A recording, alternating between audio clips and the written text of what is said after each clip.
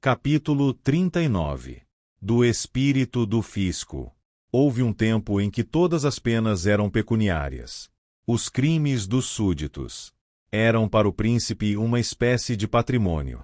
Os atentados contra a segurança pública eram objeto de lucro, sobre o qual se sabia especular. O soberano e os magistrados achavam seu interesse nos delitos que deveriam prevenir. Os julgamentos não eram, então, nada menos do que um processo entre o fisco que percebia o preço do crime e o culpado que devia pagá-lo. Fazia-se disso um negócio civil, contencioso, como se tratasse de uma querela particular, e não do bem público.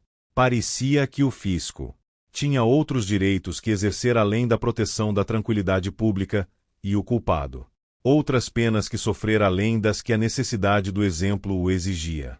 O juiz, estabelecido para apurar a verdade com ânimo imparcial, não era mais do que o advogado do fisco, e aquele que se chamava o protetor e o ministro das leis era apenas o exator dos dinheiros do príncipe. Nesse sistema, quem se confessasse culpado se reconhecia, pela própria confissão, devedor do fisco, e, como era esse o fim de todos os processos criminais, toda a arte do juiz consistia em obter essa confissão da maneira mais favorável aos interesses do fisco.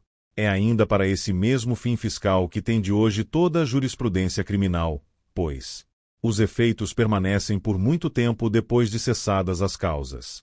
O acusado que recusa confessar-se culpado, embora convencido por provas certas, sofrerá uma pena mais leve do que se tivesse confessado. Não lhe será aplicada a tortura pelos outros crimes que poderia ter cometido, precisamente porque não confessou o crime principal de que está convencido. Mas, se o crime é confessado, o juiz apodera-se do corpo do culpado, dilacera-o metodicamente, e faz dele, por assim dizer, um fundo, do qual tira todo o proveito possível. Uma vez reconhecida a existência do delito, a confissão do acusado se torna prova convincente. Acredita-se tornar essa prova menos suspeita, arrancando a confissão do crime pelos tormentos e pelo desespero, e se estabeleceu que a confissão não basta para condenar o culpado. Se esse culpado é calmo, se fala desembaraçadamente, se não está cercado das formalidades judiciárias e do aparato aterrador dos suplícios.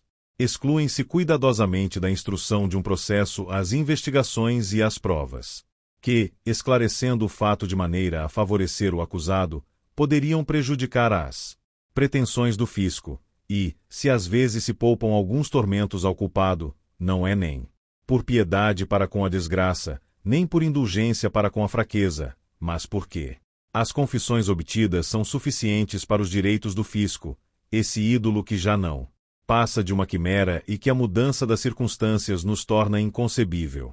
O juiz, quando exerce suas funções, não é mais do que o inimigo do culpado, isto é, de um infeliz curvado ao peso das cadeias, minado pelo sofrimento, que os tormentos esperam e que o futuro mais terrível cerca de horror e de assombro. Não é a verdade o que ele procura, quer descobrir no acusado um culpado, prepara-lhe armadilhas, parece que tem tudo que perder e que teme, se não puder convencer o acusado, diminuir a infalibilidade que o homem se arroga em todas as coisas. O juiz tem o poder de determinar por que indício se pode encarcerar um cidadão. Declarar que esse cidadão é culpado, antes de poder provar que é inocente. Não se parecerá tal informação com um procedimento ofensivo? E eis, todavia, a marcha da jurisprudência criminal, em quase toda a Europa, no século XVIII, em plena luz. Mal se conhece nos tribunais o verdadeiro processo das informações, isto é, a investigação imparcial do fato, prescrita pela razão, seguida nas leis militares, empregada mesmo por esses despotas da Ásia, nos assuntos que só interessam os particulares.